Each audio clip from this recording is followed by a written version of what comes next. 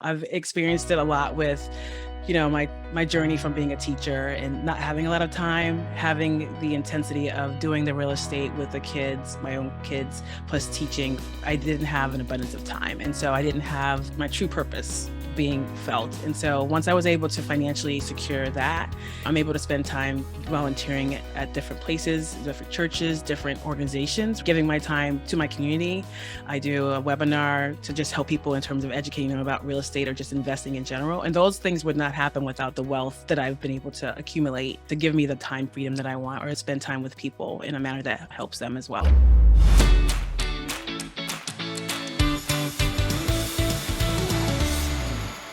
Welcome to the Quiet Wealth Podcast. I'm so excited that you guys have joined us today. And I'm super excited to have my really good friend, Sia Senior, here.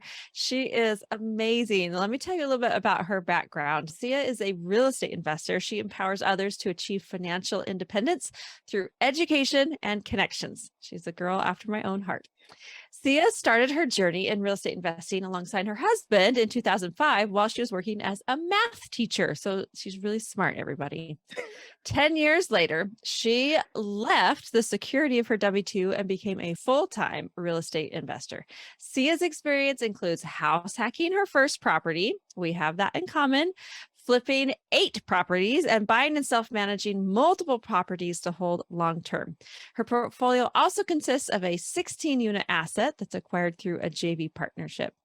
Sia is a principal at Arrowhead Capital, which is a real estate firm that acquires multifamily assets in the Mid-Atlantic and Southeast. She and her husband are committed to providing investment partners with excellent opportunities, which allow them to passively create generational wealth and enhance the apartment communities of the residents. So Sia, welcome. So happy to have you here. Camilla, thank you. It's awesome to be here. That's a nice bio, huh? That's a pretty good bio. I'm excited. I'm happy about it. Like, who's that? Good for you.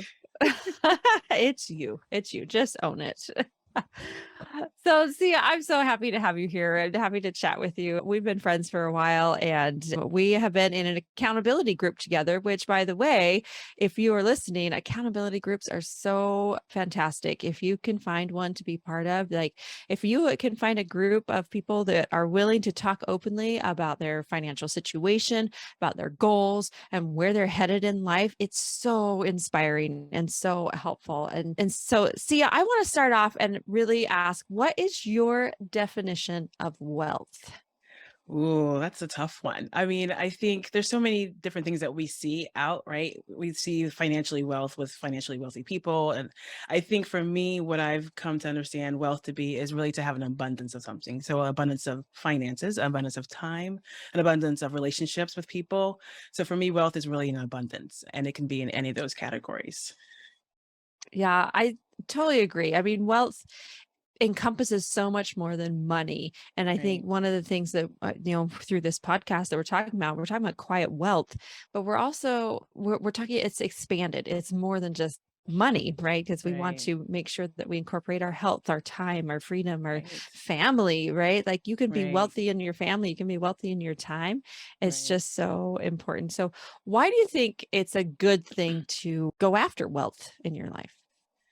Well, I think for me, it's important to really have when you're able to go after wealth in a good way, it allows you to have opportunities that you may not have thought about, right? And so having an abundance of finances or time allows you to really be intentional about where you spend your time, your money on goals that you have or things that you desire, right? Your true purpose. And so for me, it's important, and I think it's once we work on getting the wealth that we want, whatever it happens to be, we're able to be more, our true selves and what we're really here, on this planet to be able to do. So for me, that's the most important thing. And I think once we get to that point, we're able to really have a great the impact that we want, which I really love. So, I've experienced it a lot with, my journey from being a teacher and not having a lot of time, having the intensity of doing the real estate with the kids, my own kids, plus teaching, I didn't have an abundance of time. And so I didn't have my true purpose being felt. And so once I was able to financially secure that, I'm able to spend time volunteering at different places, different churches, different organizations, giving my time to my community. I do a webinar to just help people in terms of educating them about real estate or just investing in general. And those things would not happen without the wealth that I've been able to accumulate to give me the time freedom that I want or spend time with people in a manner that helps them as well. Oh, I love it. I love it. We're all about impact here too. I mean, there's so much impact that you can achieve. And I think back to when I was living paycheck to paycheck, and I'm sure you had very similar experience, right? Because when Absolutely. you're living paycheck to paycheck, life becomes all about money, right? But Right. I don't believe Right. that should be all about money, right? Right. It's Right. it's more it's about family, it's about love, it's about relationships, it's about impact that you can create.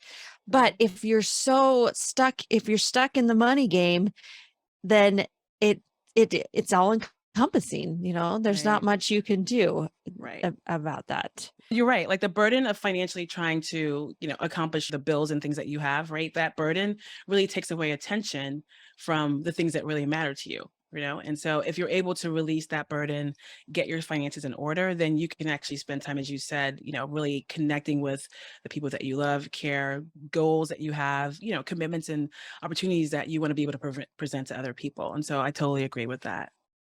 Awesome. So how now here's the thing. We're trying to help people get there, right? So how do we Okay. help people get to the wealth thing? And I truly believe that 80% of it is mindset. It's in our minds, right? It's in our Yeah. brains. It's in the narratives that we have told ourselves or the narratives that we've heard from other people growing up because Right. we're in a different game right now than what our parents were in. So Absolutely. talk to me about mindset for you, Sia. What is, one or some of the money mindsets that were a struggle for you and how did you actually get through it so you could allow yourself to create this abundance in your life? Right. Well, the first one I mean, I had a couple because, growing up, we were pretty, I would say, we had humble beginnings. And so there wasn't a lot of money around. And so you have the first idea of like, oh, money does grow on trees. And so what that meant to me was like, okay, you don't have money just to kind of do whatever you want. Like every dollar is assigned to something. And sometimes there's not enough dollars for what you really want to do because these other obligations have to be there. Right. And so, there are times when maybe I wanted to go on a trip. I couldn't go on a trip. There were times when, I wanted to go hang out with my friends, but there wasn't enough extra money to do that. Like, fed, clothes, housing, all that stuff was taken care of, but the extra things we couldn't do. I mean, there's certain things I could do and I had to really choose. So it was like, did you want to play on a softball team and have to deal with, the expenses that go with that? Or did you want to go out with your friends on the weekend, that kind of stuff, right? So those types of things where there was limitations that I had to deal with. And so that was the first mindset that I had to kind of overcome as I got older. And how did I overcome that? Really just working hard, grinding, recognizing that like, money doesn't grow on trees, but there's a way to grow money, right? And to do it without necessarily exchanging my time. And it took some time because obviously, as you saw, like in the bio, I started teaching and I was teaching since 1996 and I didn't stop teaching until 2015. So during that time, I was working and intentionally, as we started doing real estate investing, purposely taking the cash that we had, the active income, and putting it into investments so that I could slowly but surely free up the time that I wanted. And so it didn't grow on trees, but it did grow from itself, and having it work for itself as opposed to me having to work for the money, and slowly, peeling away at that. And so that was the first biggest mindset to overcome. The other one I think that, I had to deal with was the idea of debt and whether debt is good or bad. And that was a big struggle for me because, having come from humble beginnings. So when I got to college and they're like, oh, get a t-shirt, just sign up for this credit card. I was like, oh, okay, I'll take two. You know what I mean? Like, and so here I am, college student, college student, like I mean, college jobs, they're not really, what are they paying? So, but I was actually having no problem going down to the local, I don't think it was Walmart, but it was like some local store, like a Walmart and charging up stuff. And I realized like, okay, wait, I don't have enough money to actually pay for this, and then seeing the bill come in with the interest, right? So for me, having to work to get myself out of that initial debt, however small, but still, it definitely had an impact mentally on me and the burden of like, oh my gosh, like bought all this stuff and I don't, I'm going to have to work forever to kind of pay it off. And so having to just transition from that to, using debt in a good way for investments. And so I had to immensely, when we first bought our first property, and then the first rental, and I was like, okay, we need to pay this one off so that we don't have this debt hanging out, and obviously, yes, you can do that. It just takes longer. There's nothing wrong with that. But I really learned from my husband, and lots of books that we read just on the benefits of using leverage, so debt as a means of helping you to grow your wealth. And so that was the biggest kicker because once we started using it smartly, not necessarily on things that would depreciate, but on assets that increase in value, our wealth grew exponentially, you know what I mean? And so those were the two biggest things I had to overcome. Yeah, I think I went through two similar journeys, right? Like I've had to overcome the scarcity mindset of there's not enough money to go around, and then also the debt thing. And I recorded a podcast episode earlier where I told the story of how I basically lost $1 million because I didn't follow. I tried to do it Mhm, without debt, mhm, and it doesn't work, right? right, It's just a poorly run business. I learned really really quickly in my MBA corporate finance class that mhm, businesses run without leverage or debt are wow, poorly run businesses, and they're not ones you want to invest in. They're not going to produce the kind of returns that you are looking mhm. for. And so that's super cool. That's super cool. So let's pivot for a minute and let's talk about kids. So see, how many kids do you have? I have 3 lovely little high energy, high spirited children. And what are their ages? So I have an 11-year-old, a 9-year-old, and a 7-year-old. Okay. Okay. So Sia is in the elementary school years. I love it. That like she's got all the elementary. Some people call those the golden years because they're independent enough to take care of themselves. They could feed themselves if they needed to, Right? but then they're not in the teenage years that some people dread. you know, I have a different opinion. My teenagers are amazing. I love, love, love teenage life. But yeah, those elementary years, those are fun. So since they're elementary age, what Mhm, are you doing to really teach your kids about money, right? Financial mhm. education and wealth. How are you guiding them now in this specific age? Well, we started out pretty early with our kids. We had a not a piggy bank, but more of it was a bank, but it had 3 different kind of slots for them, and one was about, money that they could use to spend, and there was a slot for saving and a slot for giving, and so that was what we started with. So they knew that, okay, I have money that I could save for something I want. I have money that I can use to spend on whatever I, spend right away, and then I have money that I'm saving to give because we are very, focused and intentional in our lives to recognize that, we're blessed to have what we have. And so for us, giving is a means of giving thanks for that and also being able to help others, right? And maybe get them to where we are. And so that's been what we started from the beginning. So they always knew whenever they got some money, okay, go put it in your piggy bank and put it in each category. And we set up the percentages. They had 10% for giving, they had, to save 30%, and then the rest was fun money for them to kind of do whatever they wanted. So that was initially how we started. And then we just recently got a debit card for the kids. And it's actually it's a company called Greenlight. I'm not sure if you're aware of Mhm. that. Yeah. So yeah, Yeah. so they just got it, which was great for us because we, started to give them, jobs to do and they had like chores and they would have the money saved and that kind of stuff. But now it's because it's digital and they have the little accounts, they can use it on a tablet or their phone, which isn't a real phone because it just has email, no phone number. But they're able to we're able to assign them their jobs to do, their tasks to do. They have a place where they have goals. And so for us, it's been really great because they've been able to, initially it was like, okay, I just want to save money. Ooh, I have this. Okay, we're going to Target. Can we purchase this? And I was like, okay, you really want to spend money at Target on this? Okay, no problem. And then once we, they had it for a while, and I was like, oh, you guys should think of a big kind of goal you want. Like, isn't it something you really want to buy? And they're like, oh, I want this and I want that. I was like, okay, well, you know what? Set your goal, and mom and dad will meet you halfway. So once you've done that, and so when they set their goal, they realized that because they had the cards for, let's say, a month, the money they had just spent randomly at Target could have been going towards their goal, and they probably would have reached it Mhm. by now. So it was great to kind of have that conversation with them to be like, listen, like you can't just have instant gratification. Like this goal is a nice goal. One wants a bigger phone, one wants, some Nintendo toy or whatever, so those things, they cost money. We have no problem if you work for it to help you with that, but recognize that you have to make a choice each time, and so when we go into the store, when you're looking online and you see Amazon has this, like you have to decide whether or not you want to sacrifice the big goal that you have for a little bit of pleasure right now. Like you have to determine which one makes is more important to you right now. So that's what we've been doing, and it's been it's been fun actually, just for them in that sense, right? And then of course, in terms of investing, we started with them because they've been with us to the rental properties. When I was, actively a buyer's agent and listing agent, they came with us to the properties, and they would give their little like, oh, this kitchen is too small, and oh, you need a new bathroom, kind of stuff.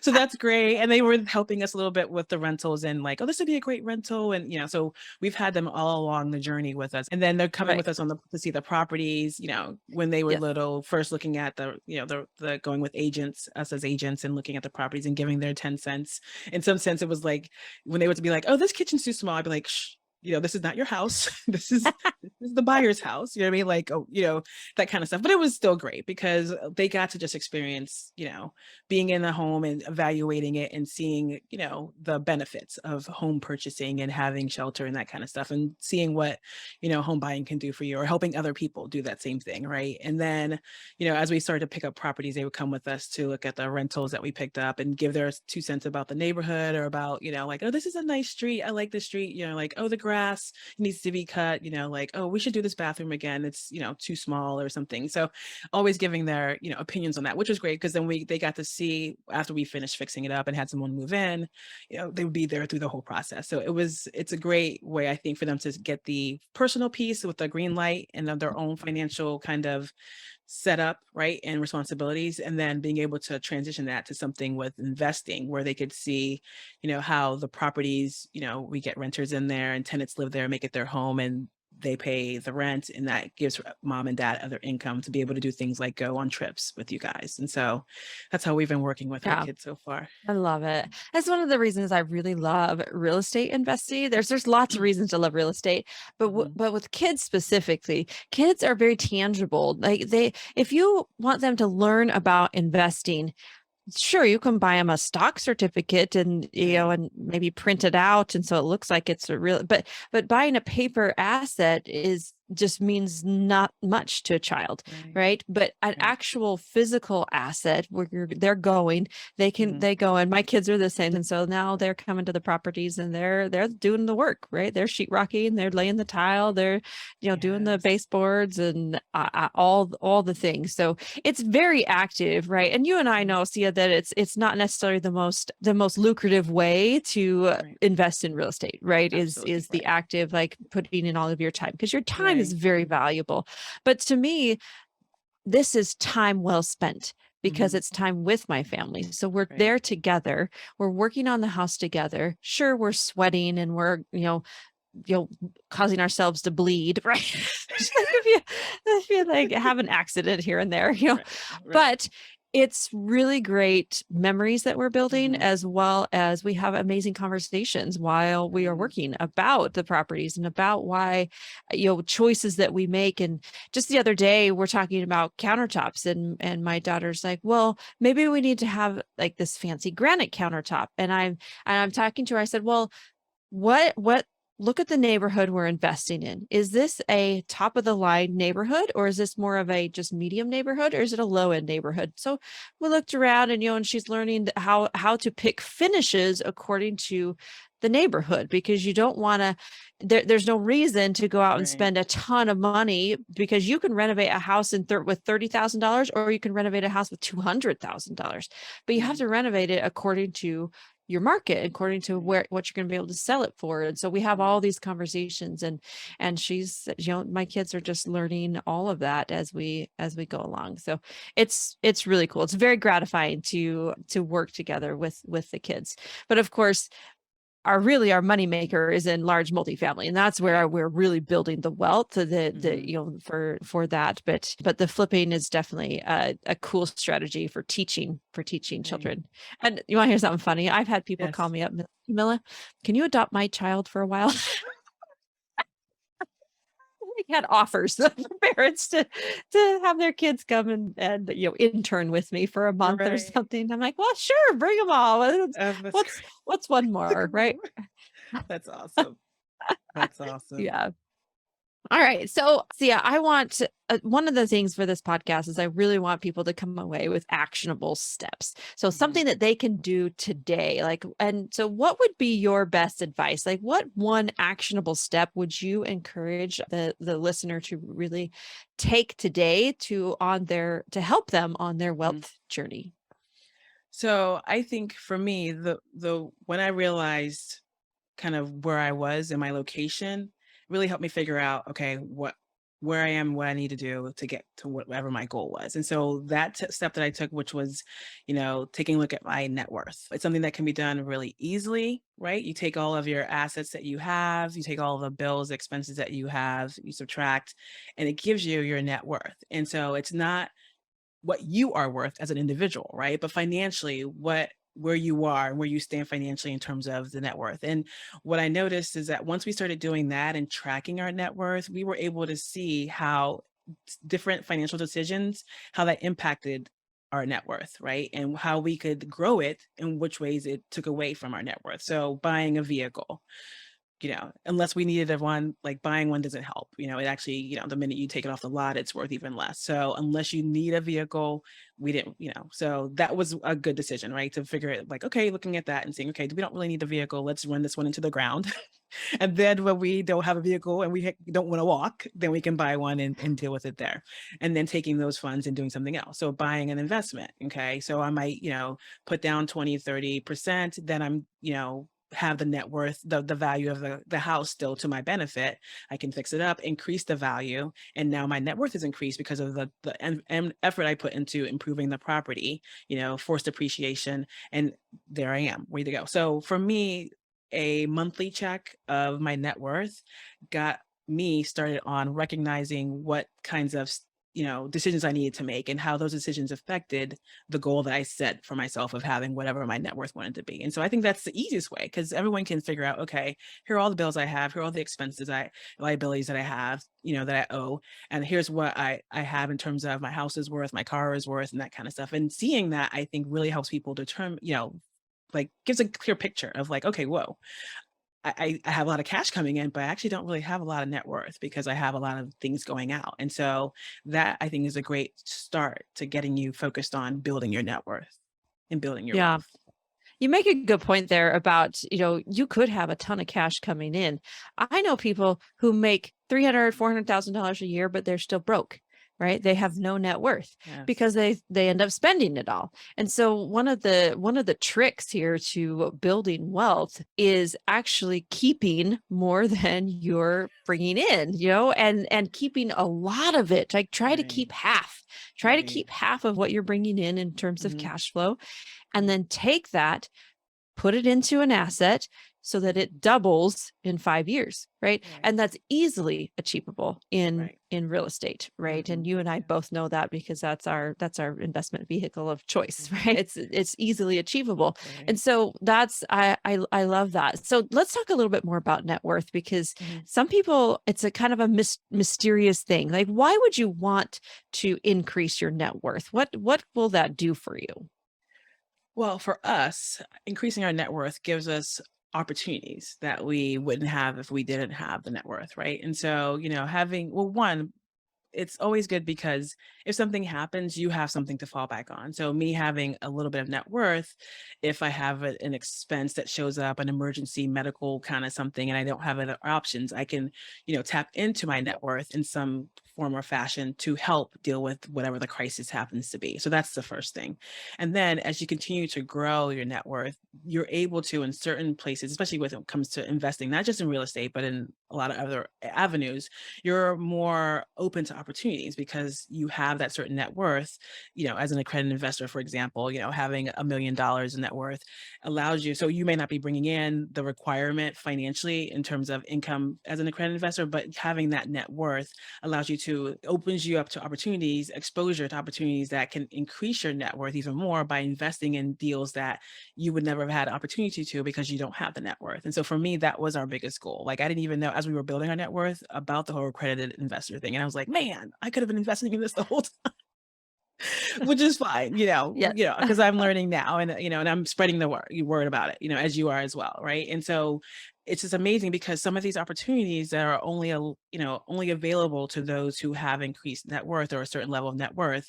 I mean, the benefits are incredible, being able to 2x your money after a couple of years as opposed to working maybe for 10 years to 2x your money. So there's a benefit to it. And that's why I find it to be most important as to why you'd want to build your net worth. Even if you don't necessarily want to invest in that, just having those options available to you, I think is the most important thing, because who knows what's going to happen. And the more options you have available to you, the better you are to deal with that emergency or anything that comes your way. Yeah, exactly, exactly. It's about opening up your opportunities, and I know and I get it, right? I think you and I both probably struggled to get to our first million. And once you get there, it becomes easier to Right. acquire more. But getting to that first million is tricky, and Mhm. it definitely requires sacrifice and delayed gratification, like Mhm. we talked about with even with the Yeah. kids, your story with your children, Right. teaching them delayed gratification, because this is not get rich quick. We are not in a get rich quick thing, right? Like we have Right. chosen real estate as our Mhm. method to accumulate wealth, but real Mhm. estate's not get rich quick. It definitely takes a long time. Oh man, you can get very wealthy if you Mhm. continue going along in real estate and investing in Absolutely. real estate. And but you just have to be willing to wait for it, you Right. know? Absolutely. And Yeah. so it's so great. It's so great. Well, Sia, thank you so much. It's been so fun chatting with you. And how can people get in touch with you? Like, yeah, Camilla, this was great. I love this. This was when I'm so happy, I love talking to you anyway. So, and this was a great conversation. You can reach me at my website, arrowheadcap.com. I'm on LinkedIn, so you can check with me there. And I'd love to say hello. Awesome. Awesome. Thank you so much. It just makes my heart so happy to have just to have two women here just talking about building wealth and finances. And it's something that I didn't find for a long time in my life. And Yeah. so I'm just really passionate about helping other women to just get there. Like, let's get there together, and let's create impact together, because you're right. What you said a couple times, that the more wealth you can build, the greater impact you can have. And I just know there's women out there that are going to do amazing things as they build their wealth. And I just can't wait to see it happen. So happy to be here. Thank you so much for joining us for the Quiet Wealth podcast. Please share this episode with a friend. You know that they need help just as much as you do. And that's what we're all here for. We're all here to really connect with each other and to help each other. We need to share the wealth, and let's get it going. Thanks, everyone. Bye bye.